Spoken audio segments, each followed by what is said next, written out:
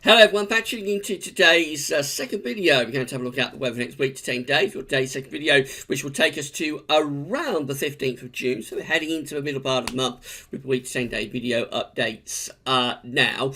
We'll also be able to have a look at the extended GFS, which runs to around a couple of weeks, and also the ECM ensemble. So they both run around 2 weeks. And we'll have a look at the CFS-V2 at the end of the video, as usual. Have a look at that, which takes us to the beginning of July. That'll be a bit of a month ahead. Look ahead. So I'll get all of that for you very short. Just say the 5-day forecast has been released at Gazworthy. So it's going to be very unsettled 5 days coming up. Low pressure will be in control. It's going to bring showers, longer spells of rain, strong winds too. Just a really sort of inclement spell of early summer weather in the next 5 days. So have a look at that if you dare. The latest update for Le Mans will be released later on this afternoon. And tonight, for around an hour, I'm going to do a bit of a live stream on the YouTube channel. Rather impromptu, just take a few questions. And the main reason for doing that, though, is that I'll be announcing the date when we'll be releasing the winter 2019-2020 NAO forecast.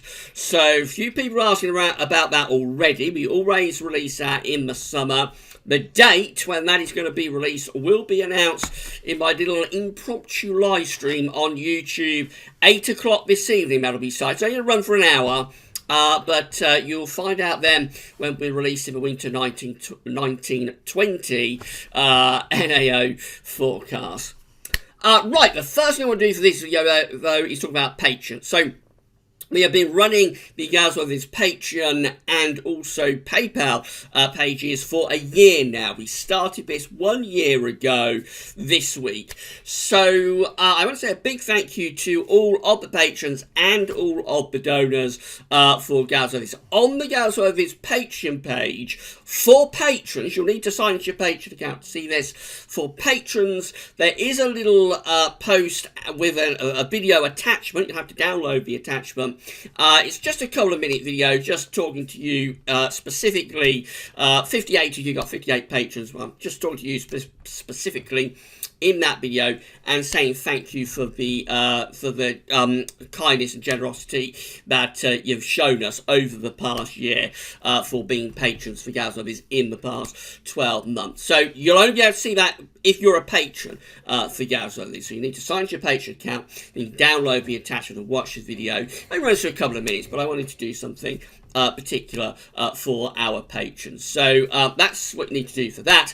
But just generally, a big thank you to all of the patrons and all of the donors for Gazworthy's. If you'd like to become a patron for Gazworthy's, you just come to the Gazworthy's Patreon page, sign up for a Patreon account. You can give an ongoing monthly donation to Gazworthy's. We've got 58 patrons so far, so hello and big thank you to all of you. You'll pull in with the other patrons, and the thing just grows and grows. And just a big thank you to all of patrons. You'll get a thank you and a shout out in videos. Alternatively, there is PayPal. So if you'd like to give a one-off donation to Gazworthy's via PayPal, then you just come to the PayPal page, sign into your PayPal account, and very simply send a one-off donation to Gazworthy's. And as I say, you're helping us to pay for Gazworthy's.com, the website. You're helping us to keep content online. So big thank you to all of our patrons and all of our donors for Gazworthy's. As I say, we've been doing this for a year now, and it's just totally blown away by the response that we've had. So thanks so much to all of our patrons and donors. It really is tremendously kind what you've done for us. So thanks so much for doing that. Right, before we go on with the video, I just want to talk about the 75th anniversary of the D-Day landings. So there's a lot about this on the news today, of course. It's the, well, actually going to be tomorrow, that is the day of the D-Day landings, the 6th of June 1944. But it was supposed to be the 5th of June 1944. The D-Day landings were postponed by 24 hours due to a really nasty Atlantic storm system So this is the chart for the 3rd of June 1944. It doesn't look too bad, really. You've got an extension from the Azores high into the UK. Yeah, even back in 1944, the Azores high was there, and it was a major player in our weather. Summer, winter, whatever the season, the Azores high is an ever-present factor in our weather. So there we are. We have an extension from the Azores high on the 3rd of June 1944. But it does look rather unsettled. There's low pressure in the Atlantic, and the wind is rather cool and rather showery too. Now, on the 4th of June 1944, we get this area of low pressure developing out to the northwest of Scotland. A deepening area of low pressure. And this is the low that held up the D-Day landings by 24 hours. Group Captain James Stagg, who was meteorologist with the Royal Air Force, correctly identified that this area of low pressure would develop into a major feature around the 4th, 5th of June 1944, one of the most famous weather forecasts in the history of weather forecasting, really. So that is the chart for the 5th of June 1944. Horrendous area of low pressure to the north of Scotland at 985 millibars. I think this area of low pressure still holds the record for the deepest area of low pressure in the Atlantic in June. I think it does.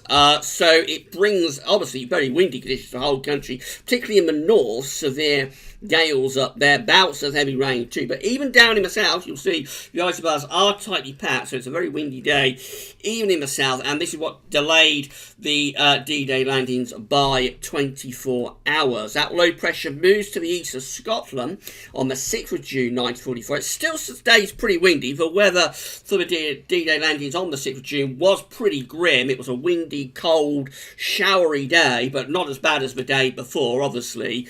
But that low pressure off the east coast of Scotland there on the 6th of June 1944, bringing, again, that blustery northwest wind. But of course, the worst of winds transferring to the North Sea now. Things just calm down a little bit. Just a slight weather window with this ever so slight transient bump of high pressure beginning to head in from off the Atlantic, just calming things down enough to allow those D-Day landings to take place. But it was a pretty grim weather for the 6th of June 1944, but it wasn't quite as bad as it was on the originally planned day of the 5th of June 1944. That low pressure stayed with us in the days afterwards. It fills out, so we lose the winds, but it kept showers and longer spells of rain going as the Allied forces advanced into Normandy. So there we go. Pretty grim weather for that part of the month in 1944, but they got the job done anyway. That's one of the most famous forecasts in the history of forecasting from the legendary meteorologist James Stagg. So I thought you'd appreciate that little history lesson. I actually got a very nasty area of low pressure coming up over the next few days. So this is a tweet put out by current UK Met Office meteorologist Marco Petagna, his media advisor and senior operational meteorologist with the UK Met Office. I saw this a little while ago. So Marco is saying that the low pressure system moving north to affect us on Friday and Saturday has been named Miguel by the Spanish Met Service at AEMET, as it could bring 70-mile-an-hour wind gusts to northwest Spain and expose parts of France in the short term. Hashtag wet, windy weather for the UK, but expected to be less severe by then. This is a nasty area of low pressure, though. These are the facts charts from the UK Met that Marco has posted on his Twitter feed. This facts chart for midnight on Friday. There's the low pressure in the Bay of Biscay then. That is Miguel. Storm Miguel will be bringing heavy bouts of rain and gale force winds to parts of Spain and France on Friday. That low pressure drifts north as we get through into Saturday. This is the facts chart for midday on, actually it's facts chart for midday on Friday. So low pressure then is just drifting into the northern part of France, and weather fronts associated with that low pressure, bringing heavy rain across many parts of England. Whereas heaviest rain will probably be where we've got the triple point. Let's see if we can zoom in just a little bit more so we can see that triple point a bit better. So there's the triple point just there. That's probably where the heaviest rain will be, kind of like South Wales, South West Midlands, down to southwest parts of England. All places across England and Wales will be wet, but that's where the torrential rain could be, around the triple point. And as we go through, of course, the Friday, that low pressure drifts northwards. That could take heavy rain across much of England and Wales into Northern Ireland, Scotland, by the time we get through to Saturday. And on the southern flank of that low pressure, wind's going to get up as well. So not only is it about bringing heavy rain north across the country Friday to Saturday, also brings a blow on its southern side. We could see winds certainly going to sort of strong levels, around 30 mile an hour gusts. Maybe a little bit higher than that. Might see gale force gusts of around 40 or 50 miles an hour around some exposed Irish Sea coast. There could be weather warnings on the way, so we'll be keeping you posted about the possible impacts of Storm Miguel in the days ahead. And give Marco Patagna a follow on Twitter. I'll leave the link to Marco's Twitter feed at the description at Gaz Weatherleads. Right, so unsettled weather coming up. That's the message at the moment within the model output. So these are the GFS upper air temperature and precipitation ensembles for the next couple of weeks. So looking at Manchester today. Pretty cool upper air temperatures at the moment. Staying cool really for the next week to 10 days. Possibly a bit of a warming trend appearing there into the second half of June. It looks a bit flimsy, but maybe a bit of a warming trend into the second half of June. And very unsettled, this precipitation spike just here is Friday, Saturday's deluge. And it just stays pretty unsettled after that, really, with further showers, if not longer spells of rain going into next week. There may be a slight drying trend in evidence there into the second half of June, at the same time as it's getting a little bit milder. Possibly, but I mean, we're talking about extended range stuff. We're in the extended range, in the unreliable time frame of the GFS and its ensembles. So I think we can say reliably within the next week to 10 days, it's looking pretty unsettled. Temperature anomalies from the 5th to the 13th of June coming out cooler than average. Very, very disappointing temperature anomalies for the UK, for Ireland, for France, for Spain, for Portugal. Of course, it won't be too bad with the temperature down in the south of France and into Spain. It is going into high summer there, so it's still going to be pretty hot, but below average. And further north, those temperature anomalies do look really disappointing for the UK and for Ireland, in complete contrast to the ongoing heat we've had at this point last year, of course. The rest of Europe looking quite warm, especially so across Scandinavia and more northeastern countries. Precipitation anomalies from the 5th to the 13th of June, above average overall. It's looking cool and wet, basically, for the next week to 10 days. So that's the nasty area of low pressure. That is Storm Miguel sitting across Scotland at 6 o'clock in the morning on Saturday. And it's bringing heavy rain with it on the southern flank. Got these tightly packed isobars. They'll be bringing gale force winds around Irish Sea coast potentially. The winds do ease off as we go through to the weekend. That low pressure fills out as it carries on drifting northwards, but it's going to stay unsettled over the weekend.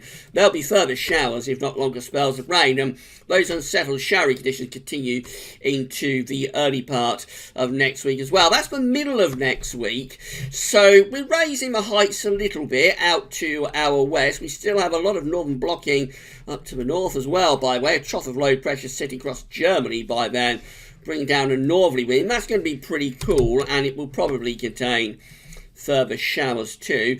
High pressure gradually easing in from the west, though, as we go towards the end of next week. We're running up to the middle part of June now. High pressure is gradually easing in from the west, although low pressure still in the North Sea, so probably still bringing showers to eastern coast areas, but very gradually. We're trying, anyway, to generate some higher pressure. A little bit beyond daytime, we're up to Sunday the 16th of June. High pressure trying to nose in from the Atlantic, and this high pressure does start settling things down a little bit as we go through the third week of June. Just a few signs of improvements there. It's not great, it's certainly not a heat wave, it's not anything like we had this time last year, but it is improving. I think there as we go into the second half of June, it's becoming a little bit warmer and drier, especially so for England and Wales. Probably still quite changeable further north, but overall slow improvements appearing within that GFS run from around the middle of June.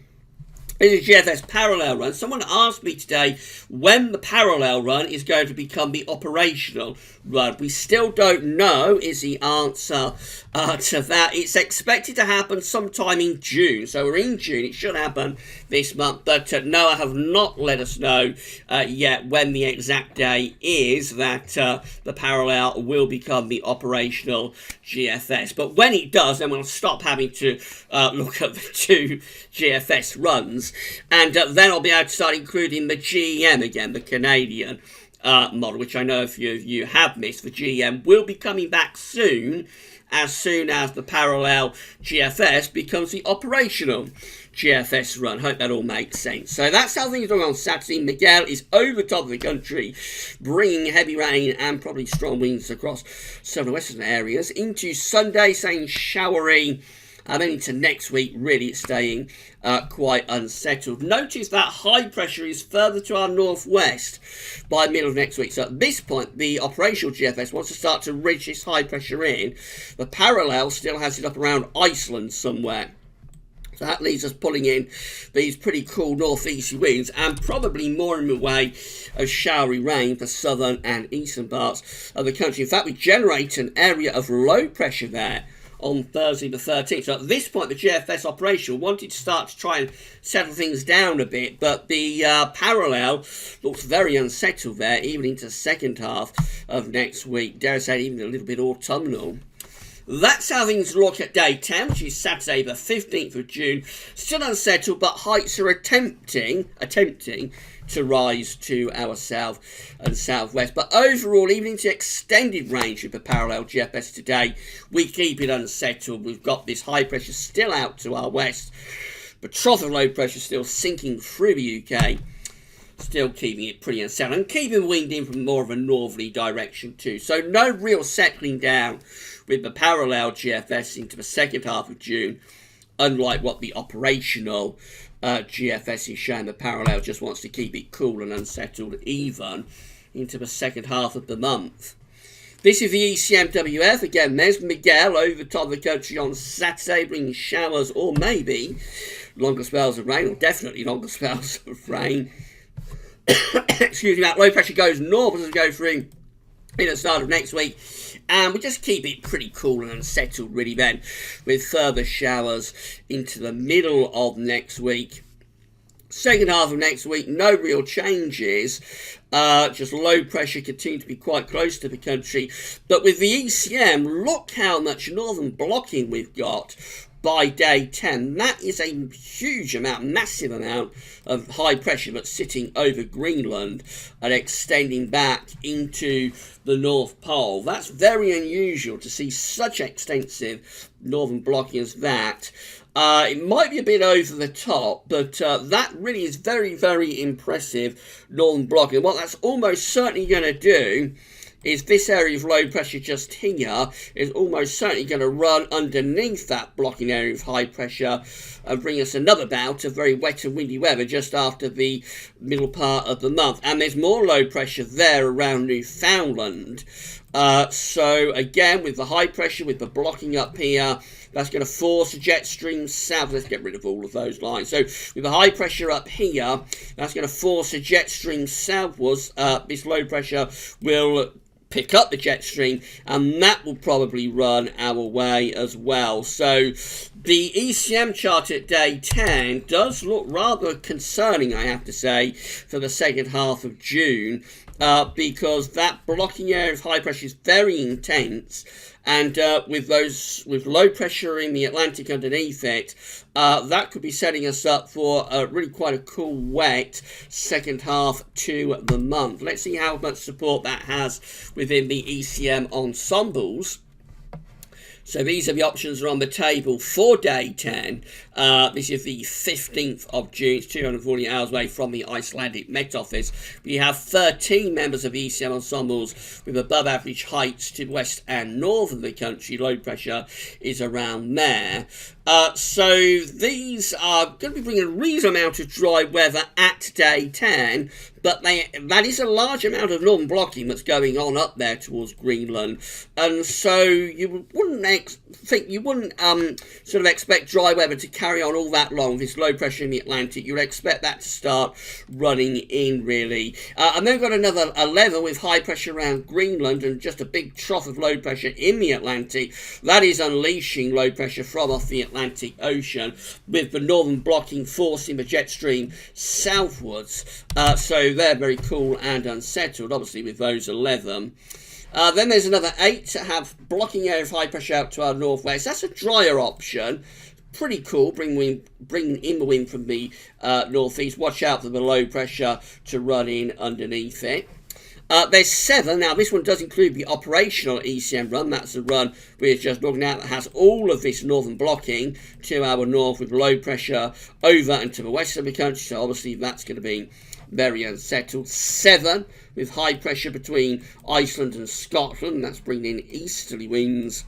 And 5 with a blocking area of high pressure around Greenland, extending a reach down into the UK. It looks like northern blocking is very, very well supported within the ECM ensembles for day 10. The exact detail of how that blocking interacts with low pressure in the Atlantic and how it interacts with the jet stream still to be sorted out. But all of those options do contain considerable, appreciable levels of northern blocking, really. And in the summer, northern blocking is never a particularly good sign. Unless you like cool, wet weather in the summer, which of course some people do. These are the options that we've got on the table for 2 weeks' time. We've got this is the 20th of June, 360 hours away. So you've got 14 members of the ECM ensembles with high pressure around Greenland out to our northwest, low pressure to our south. They're cool and quite unsettled. 13 with high pressure to our north, extending a reach through the UK. A little bit drier and warmer with those. 13 with low pressure out to our west, high pressure to our east. They're probably quite unsettled, but could be fairly warm, maybe a little bit hot, bring wind up from the south, but they could be thundering. And then there's 11 options with low pressure over the top of the country. Obviously, they're the coolest, wettest, and most unsettled option in 2 weeks' time. Finally, just have a look at CFS V2 before we go. So these are 500 millibar heights. They're broken down into weekly periods. The first week period takes us from the 5th to the 11th of June, the coming week, with below average heights near the UK. Going to be quite cool and showery. High pressure to our north, so northern blocking is up here. It's going to be cool and showery in the days ahead, and it does go very wet, obviously, Friday through to Saturday. That's week 2. It's the 12th to the 18th of June. High pressure across eastern parts of Europe. But look at all this northern blocking that we've got again around Greenland and extending back into the North Pole. Low pressures underneath it coming in from off the Atlantic. That's always the danger with northern blocking in the summer. You get the high pressure stuck over Greenland. It forces the jet stream southwards. The jet stream then picks up these areas of low pressure that develop in the Atlantic due to the time of year. There's a lot of energy available, of course, in the atmosphere at this time of the year due to the warmth that the sun provides. So that generates low pressure. The low pressure picks up the jet stream, or jet stream picks up low pressure, and that all starts rolling into west of Europe. So that looks a classic case of low pressure underneath a blocking area of high pressure for week 2. Week 3 is the 19th to the 25th of June. Still with a blocking high up towards Greenland, although reducing a little bit. Heights starting to rise across central parts of Europe. We would still probably be quite unsettled with this, but maybe a bit warmer, probably bringing up more of a southwesterly wind. So that is turning things warmer into the second half of June. And then we finish up from the 26th of June to the 2nd of July with a ridge of high pressure sitting across just to our south-southeast, really, across central parts of Europe. So that's turning things warmer and drier too. Jet stream probably doing something like that. So gradual improvements there with the CFS into the second half of June. It's not particularly brilliant, but gradually things are improving with the CFS in line with what the GFS operational run was showing. GFS parallel, though, keeps things unsettled into second half of June, and the ECM looks very concerning in terms of its northern blocking. Right, so that's it for your second video update for today. I hope you found it interesting and informative. We'll be back later on with that little look at the at Le Mans, the weather for Le Mans, the piston heads, and this evening between 8 and 9 o'clock there's going to be an impromptu live stream. I'll take a few of your questions and I'll be announcing in that live stream when we're going to release the winter 2019-2020 NAO forecast. So you'll find out during that live stream when that video is going to be released. Be within the next few weeks, but you'll find out tonight the exact day. Right, that's all for now. Thanks for watching.